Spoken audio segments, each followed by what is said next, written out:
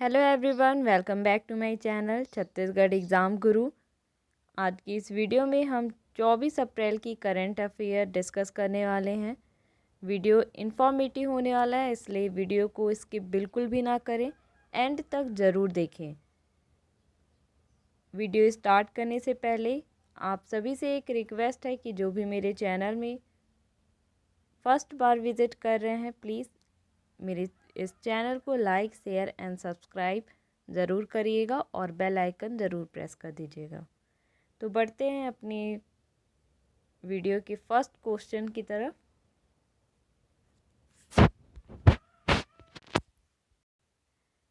First question है, हाल ही में किस भारतीय तीरंदाज को विश्व तीरंदाजी द्वारा World Archery Breakthrough Archer of 2023 का पुरस्कार दिया गया? किसे दिया गया है? इसका जो करेक्ट आंसर होगा अदिति गोपीचंद। यहाँ सबसे पहले बात ये याद रखने की है कि ये किस गेम से रिलेटेड है? आर्चरी से, तीरंदाजी से, जिन्हें अभी वर्ल्ड आर्चरी के द्वारा World Archery Breakthrough Archer of 2023 का अवार्ड मिला है। इसके बारे में और डिटेल्स देख लेते हैं कि ये किस स्टेट से बिलोंग करती हैं। ये महाराष्ट्र से बिलोंग करती है और 2023 में इन्हें अर्जुन पुरस्कार से भी सम्मानित किया गया। और एक इम्पॉर्टेंट बात यहाँ याद रखना है कि 2023 में जो वर्ल्ड आर्चरी चैम्पियनशिप हुई थी, कहाँ हुई थी? ये जर्मनी में हुई थी। वहाँ पर गोल्ड मेडल जीतने वाली ये सबसे कम उम्र की खिलाड़ी रही। और भी कुछ भारतीय तीरंदाज का नाम देख लेते हैं। शीतल देवी, इनके बारे में बात की जाए तो ये एक पैरा आर्चरी प्लेयर है जो कि जम्मू कश्मीर से बिलोंग करती है और इन्हें चुनाव आयोग के द्वारा दिव्यांग आइकन बनाया गया था। अर्जुन अवार्ड भी इन्हें मिला था और सर्वश्रेष्ठ युवा एथलीट अवार्ड भी इन्हें मिला हुआ है। नेक्स्ट देखते हैं, हाल ही में सूचना एवं प्रसारण मंत्रालय के नए सचिव कौन बने? जो सूचना एवं प्रसारण मंत्रालय के नए सचिव हैं, ये हैं संजय जाजू। इनके बनने से पहले कौन थे सचिव? अपूर्वा चंद्रा।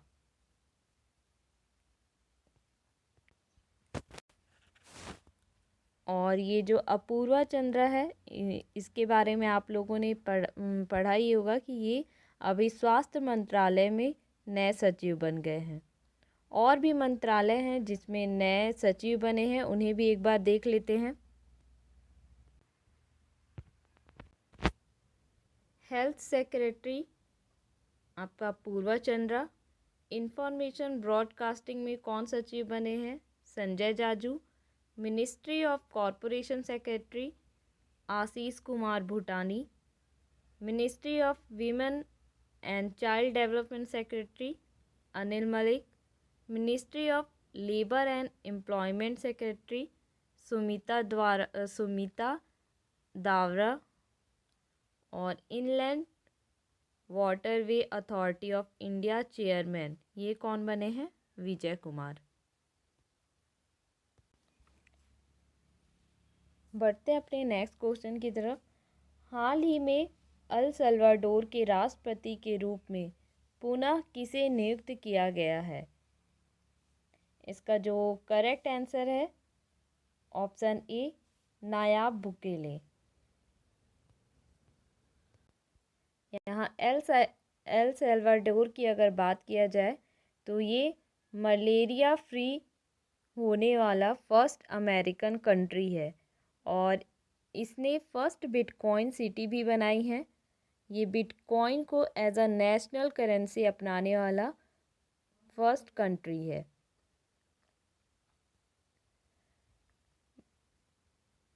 बाकी ये जो जेवियर माइली है, ये याद रखना कि ये अर्जेंटीना के प्रेसिडेंट बने हैं और अर्जेंटीना ने ब्रिक्स में शामिल होने से मना कर दी। ये भी इम्पॉर्टेंट पॉइंट है, इसे नोट डाउन कर लेना। और ये मोहम्मद मुइज़्ज़ू, ये कहाँ के प्रेसिडेंट हैं? ये मालदीव के प्रेसिडेंट हैं। और ये श्रेथा थाविसिन, ये आपके थाईलैंड के प्रेसिडेंट हैं। बढ़ते हैं अपने नेक्स्ट क्वेश्चन की तरफ। हाल ही में किसे outstanding business woman of the year पुरस्कार से सम्मानित किया गया है? किसे सम्मानित किया गया है? डॉक्टर बीना मोदी को। ऑप्शन में और भी जो जितने नाम हैं वो भी इम्पोर्टेंट है, उनके बारे में भी हम देख लेते हैं। जो दीपा भंडारे, इसका नाम आपने सुना होगा। ये कौन है? इन्होंने चीनी उद्योग में सर्वश्रेष्ठ पर्यावरण अधिकारी का पुरस्कार जीतने वाली ये पहली महिला अधिकारी बनी। सेकंड क्या है? सुधा मूर्ति। सुधा मूर्ति किस नाम से ये जानी जाती है? इनकी बात करें तो ये ग्लोबल इंडियन अवार्ड पाने वाली फर्स्ट फीमेल बनी है। और ये सविता कंसवाल, ये एक पर्वतारोही है जो कि उत्तराखंड से बिलोंग करती थी। इनका निधन हो चुका है, लेकिन इनको मरणोपरांत भी तेंजीवा नॉर्वे पुरस्कार इन्होंने जीता था, इसलिए ये चर्चाओं में रही हैं। बढ़ते हैं अपने नेक्स्ट क्वेश्चन की तरफ।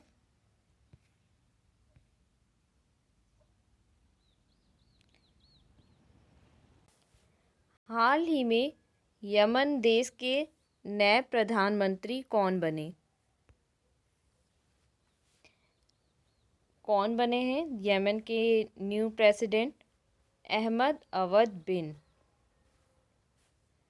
बात किया जाए यमन के, तो इसकी जो कैपिटल है वो सना है। और करेंसी की बात की जाए तो यमनी रियाल इसकी करेंसी है। ऑप्शन में और भी जो 3 नाम हैं ये भी चर्चाओं में बने रहे। आइए देखते हैं वन बाय वन इसे भी। ये जो असाली असौमनी है, ये कोमोरोस के प्रेसिडेंट बने थे। और जो ये गैब्रियल एटल है, ये फ्रांस के सबसे युवा और पहले समलैंगिक प्रेसिडेंट बने। और ये बर्नार्डो एवरेलो, ये आप कमेंट में बताइएगा कि ये कहाँ के न्यू प्रेसिडेंट बने हैं। नेक्स्ट क्वेश्चन देखते हैं।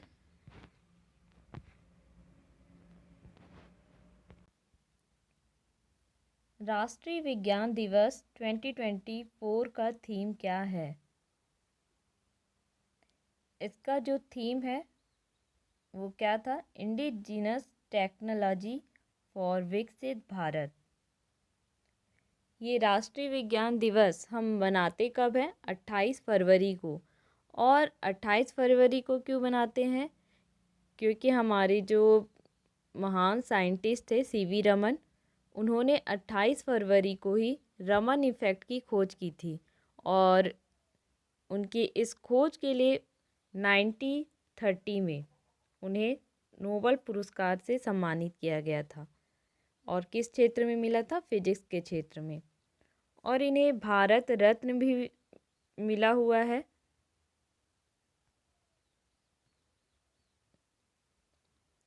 तो आप सभी के लिए और एक होमवर्क दे रही हूँ कि आप सभी को अभी जिन 5 लोगों को भारत रत्न मिला है वो कौन है, ये कमेंट में आप ज़रूर बताइएगा। और ये नाम जो भारत रत्न जिन्हें मिला है, ये एग्ज़ाम पॉइंट ऑफ व्यू से बहुत ज़्यादा इम्पोर्टेंट है। आप सभी को भारत रत्न के बारे में पता रहना चाहिए। तो बढ़ते हैं अपनी नेक्स्ट क्वेश्चन की तरफ। हाल ही में भारत का सबसे बड़ा थिएटर फेस्टिवल भारत रंग महोत्सव का आयोजन कहाँ किया गया था? इसका जो करेक्ट आंसर है वो है गुजरात के कच्छ में। इसका जो मेन थीम है वो क्या है? वसुदेव कुटुंबकम वंदे भारंगम। आजकल जितने भी एग्ज़ाम हो रहे हैं उसमें आप महोत्सव के क्वेश्चन आप देखने को मिलेंगे, क्योंकि महोत्सव के क्वेश्चन इम्पॉर्टेंट होते हैं और कहाँ कहाँ कौन कौन सा महोत्सव मनाया जा रहा है इसे हम एक नज़र देख लेते हैं। और कुछ इम्पॉर्टेंट महोत्सव है जो न्यूज़ में बने हुए थे उसे भी हम देख लेते हैं।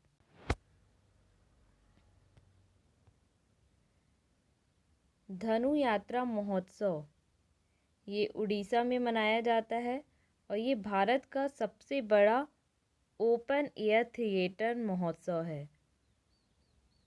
और भारत का जो पहला लाइट हाउस महोत्सव कहाँ मनाया गया? गोवा में। थावे महोत्सव कहाँ पर मनाया जाता है? आपका बिहार में।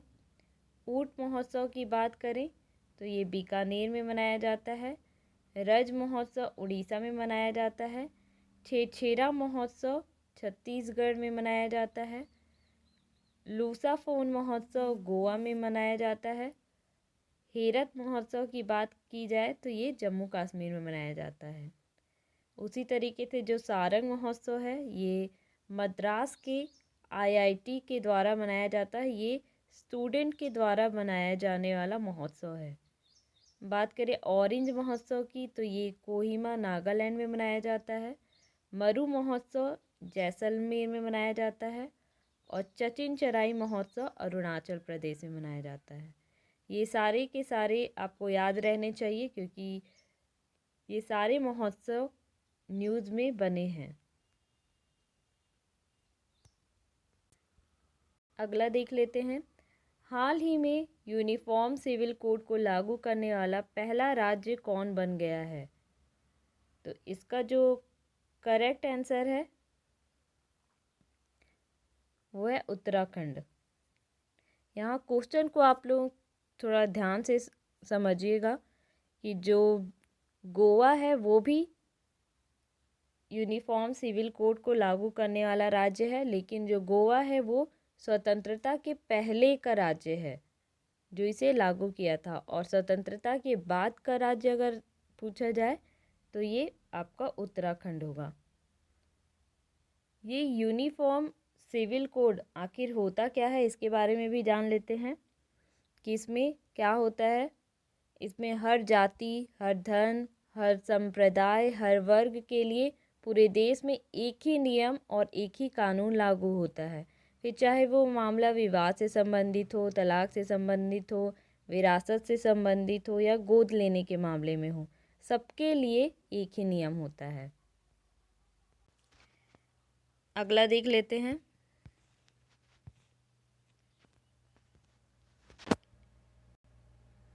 फीफा WC 2026 का फाइनल किस स्टेडियम में खेला जाएगा? इसका जो करेक्ट आंसर है मेट लाइफ स्टेडियम। जो फाइनल है वो 19 जुलाई 2026 में खेला जाएगा। और अगर बात करें ये स्टार्ट कब होगा तो ये 11 जून 2026 में मैक्सिको सिटी के एस्टेका स्टेडियम में होगा। तो स्टार्ट और फाइनल ये दोनों इम्पॉर्टेंट है, इसको याद रखिएगा कि किस स्टेडियम में खेला जाने वाला है। नेक्स्ट देखते हैं अपना। और एक इम्पॉर्टेंट चीज़ याद रखिएगा कि जो फीफा है ये कब इस्टेब्लिश हुआ था? 1904 में। इसका हेड क्वार्टर स्विट्ज़रलैंड में है और इसके प्रेसिडेंट गियानी इन्फेंटिनो हैं। नेक्स्ट क्वेश्चन देखते हैं। हाल ही में देश के पहले डिजिटल राष्ट्रीय संग्रहालय की आधारशिला कहाँ पर रखी गई है? इसका जो करेक्ट आंसर है हैदराबाद।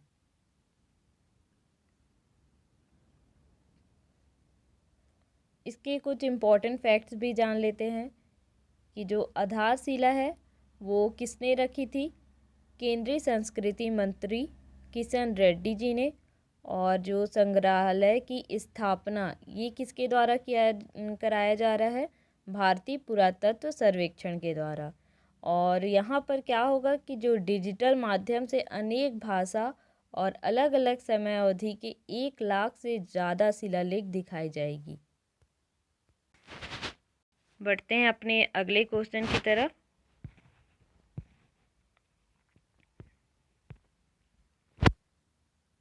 हाल ही में नरेंद्र मोदी द्वारा सी सर्वाइकल सेंटर का उद्घाटन कहाँ किया गया?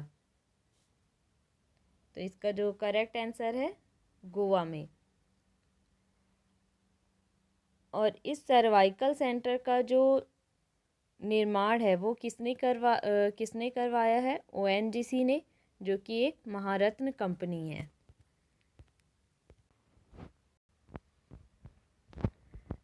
अगला देख लेते हैं।